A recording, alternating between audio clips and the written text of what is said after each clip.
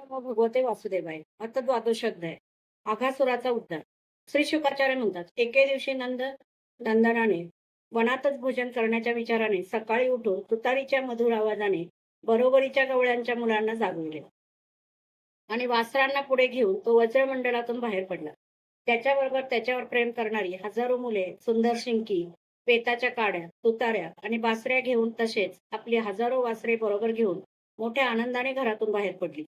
श्रीकृष्णांच्या असंख्य वासरात आपापली वासरे मिसळून त्यांना चारीत ठिकठिकाणी बाललीला करीत ते चालू लागले.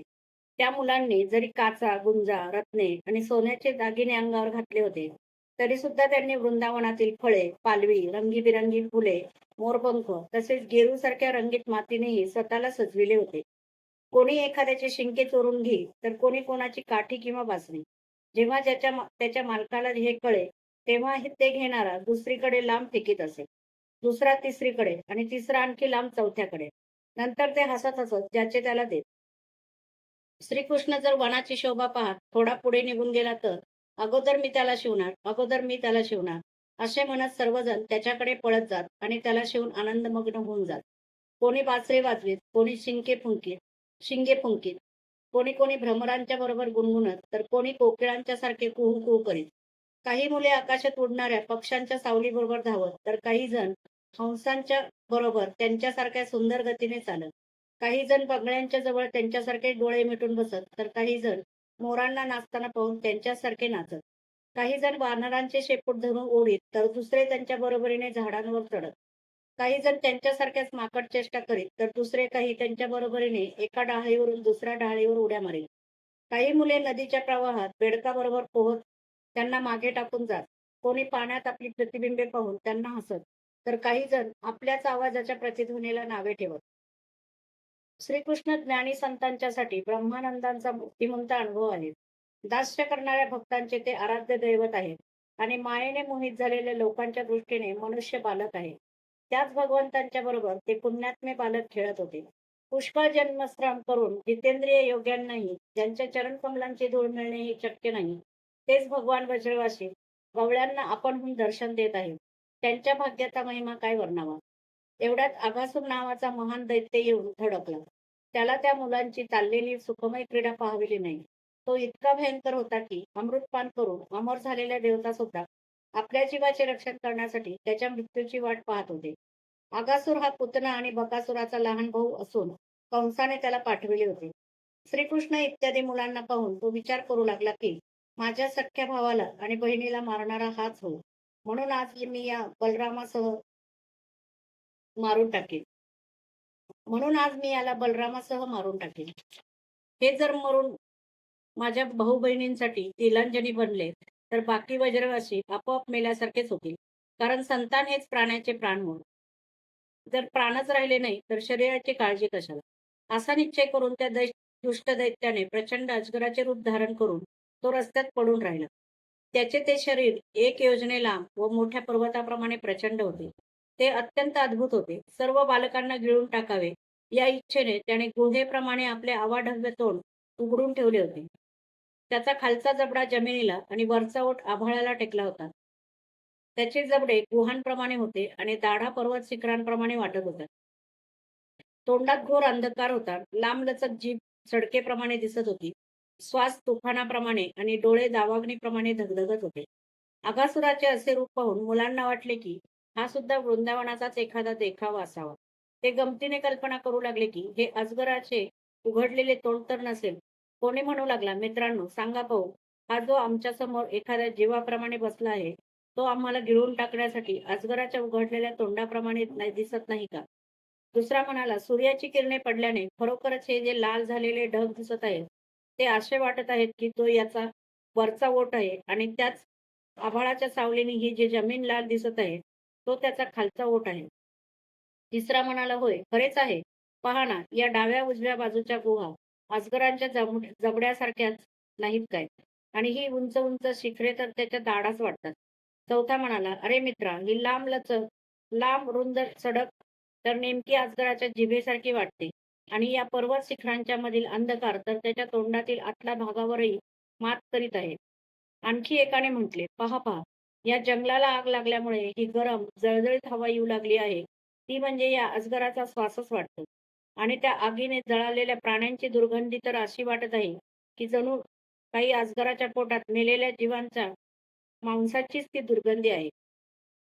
मग त्यांच्यापैकी एक जण म्हणाला, "आम्ही जर याच्या तोंडात शिरलो, तर हा आम्हाला गिळून टाकील काय?" "अरे, हा काय गिळून टाकणार? जर याने तशी आगळीक केली, तर हा एका क्षणात कृष्णाकडून बकासुरासारखा मारला जाईल." असे म्हणत ती मुले बकासुराला मारणाऱ्या श्रीकृष्णांचे सुंदर मुख पाहत पाहत आणि टाळ्या पेटीत मोठ्याने हसत हसत अघासुराच्या तोंडात घुसली. त्या अज्ञानी मुलांनी आपापसात केलेली भ्रामक वक्तव्य ऐकून भगवान श्रीकृष्णांनी विचार केला की अरे, यांना हा खरा अजगर सुद्धा खोटा वाटतो. सर्व प्राण्यांच्या हृदयात निवास करणाऱ्या त्यांनी तो राक्षस आहे हे ओळखून आपल्या मित्रांना त्याच्या तोंडात जाण्यापासून अडविण्याचे ठरवले. तेवढ्यात सारी मुले वासरांसह त्या असुराच्या पोटात घुसली. परंतु आघासुराने त्यांना गिळले नाही, कारण आपल्या भाऊ-बहिणीच्या वधाची आठवण होऊन त्यांना मारणारा श्रीकृष्ण केव्हा मुखात येईल याचीच आघासूर वाट पाहत होता. सर्वांना अभय देणाऱ्या श्रीकृष्णांनी पाहिले की ज्यांचे रक्षण करणारे केवळ आपणच, ती बिचारी मुले आपल्या हातातून निसटून मृत्यूरूप अघासुराच्या जठराग्नीचे भक्ष्य बनली. तेव्हा दैत्याच्या या विचित्र लीलेचा त्यांना विस्मय वाटला आणि त्यांचे हृदय दयेने द्रवले. ते विचार करू लागले, आता काय करावे, ज्यामुळे या दुष्टाचा मृत्यू तर व्हावा आणि या भाबड्या मुलांची हत्या सुद्धा होऊ नये. ही दोन्ही कामे कशी होऊ शकतील? सर्व काही प्रत्यक्ष पाहणाऱ्या श्रीहरींनी काय करायचे ते ठरवून स्वतः त्याच्या मुखात शिरले. त्यावेळी ढगाआड लपलेल्या देवता भीतीने हाय हाय म्हणू लागल्या आणि अगासुराची हितैषी कंस वगैरे राक्षस आनंदित झाले. अगासूर वासरे आणि मुले यांच्यासह श्रीकृष्णांना आपल्या दाढांनी चावून त्यांचे पीठ करू इच्छित होता, परंतु त्याच वेळी अविनाशी श्रीकृष्णांनी देवतांचा हाहाकार ऐकून अत्यंत वेगाने आपले शरीर त्याच्या गळ्यात नेऊन खूप फुगवले. यानंतर भगवंतांच्या शरीरामुळे त्या महाकाय अजगराच्या गळ्याचा श्वास मार्ग बंद झाला. बुबुळे उलटी झाली. तो व्याकुळ होऊन इकडे तिकडे वळवळू लागला. शेवटी आतल्या आत रोखला गेलेला श्वास ब्रह्मरंध्र फोडून बाहेर पडला. त्याच मार्गाने त्याची सर्व इंद्रिये सुद्धा शरीरातून बाहेर आली. त्याच वेळी भगवान मुकुंदांनी आपल्या अमृत पुष्टीने केली मेलेली वासरे व मित्र यांना जिवंत केले आणि त्या सर्वांना बरोबर घेऊन ते आघासुराच्या मुखातून निघून बाहेर आले. त्या अजगराच्या स्थूल शरीरातून एक अद्भुत अशी मोठी ज्योत बाहेर पडली. त्यावेळी त्या ज्योतीच्या प्रकाशाने दाही दिशा झगमगल्या. ती थोडा वेळ आकाशात स्थिर होऊन भगवंतांच्या बाहेर येण्याची वाट पाहू लागली. जेव्हा ते बाहेर आले, तेव्हा ती ज्योत सर्व देवतांच्या देखत त्यांच्यामध्ये मिसळून गेली. त्यावेळी देवतांनी फुलांचा वर्षाव करून, अप्सरांनी नृत्य करून, गंधर्वांनी गायन करून, वादकांनी वाद्य वाजवून, ब्राह्मणांनी स्तुतिपाठ म्हणून आणि पार्षदांनी जय जयकार करून अतिशय आनंदाने भगवान श्रीकृष्णांचे पूजन केले. कारण त्यांनी आघासुराला मारून त्या सर्वांवर मोठे उपकार केले होते. ते अद्भुत स्तुतिपाठ, सुंदर वाद्य, मंगलमय गीते, जय जयकार इत्यादी आनंदोत्सवाचे अनेक मंगलध्वनी ब्रह्मलोकी जाऊन पोहोचले. ते ऐकून ब्रह्मदेव ताबडतोब तेथे आले आणि श्रीकृष्णांचा हा महिमा पाहून चकित झाले. परीक्षिता, जेव्हा अजगराचे ते अद्भुत कातडे वृंदावनात सुकून गेले, तेव्हा ते व्रजवासियांसाठी पुष्कळ दिवसपर्यंत खेळण्याची एक अद्भुत गुहा बनून राहिले होते. भगवंतांनी हे जे आपल्याला मृत्यूरूप अजगराच्या मुखातून वाचवले होते आणि आघासुराला संसार बंधनातून सोडवले होते, ती लीला भगवंतांनी आपल्या कुमार अवस्थेत म्हणजेच वयाच्या 5व्या वर्षी केली होती. गवळ्यांच्या मुलांनी ती त्याच वेळी पाहिली होती, परंतु पौगंड अवस्थेत म्हणजे 6व्या वर्षी त्यांनी आश्चर्यचकित होऊन वज्रामध्ये येऊन ती नुकतीच घडल्याचे सांगितले. आघासूर मूर्तिमंत पापच होता. भगवंतांच्या केवळ स्पर्शाने त्याची सर्व पापे धुतली गेली आणि त्याला पापी लोकांना कधीही प्राप्त न होणारा सारूप्य मुक्तीची प्राप्ती झाली. परंतु ही काही आश्चर्याची गोष्ट नाही, कारण माणसाच्या बालकासारखी लीला रचणारे हे तेच परमपुरुष परमात्मा आहेत. जे व्यक्त अव्यक्त आणि कार्यकारण रूप अशा सर्व विश्वांचे एकमात्र विधाता आहेत. ज्यांच्या कोणत्याही एका अंगाची भावनिर्मित प्रतिमा जर ध्यानाच्या द्वारा एकदा जरी हृदयामध्ये स्थिर केली, तरी तीच केवळ भक्तांना मिळणाऱ्या मुक्ती प्रदान करते. तर मग आत्मानंदाच्या नित्य अनुभवाचे ज्यांनी मायेचा निराश केला, तेच अंतरंगात शिरल्यामुळे आघासुराला सद्गती मिळाली, यात काय आश्चर्य. सुत म्हणतात, शौनकादी ऋषींनो, श्रीकृष्णांनी ज्याला जीवदान दिले होते त्या आपल्या रक्षणकर्त्याचे हे अद्भुत चरित्र ऐकले. तेव्हा त्याने पुन्हा श्री शुकांना त्यांच्याच पवित्र लीलांसंबंधी प्रश्न विचारला. कारण त्यांच्या लीलांनी परीक्षिताचे चित्त आपल्याकडे आकर्षित करून घेतले होते.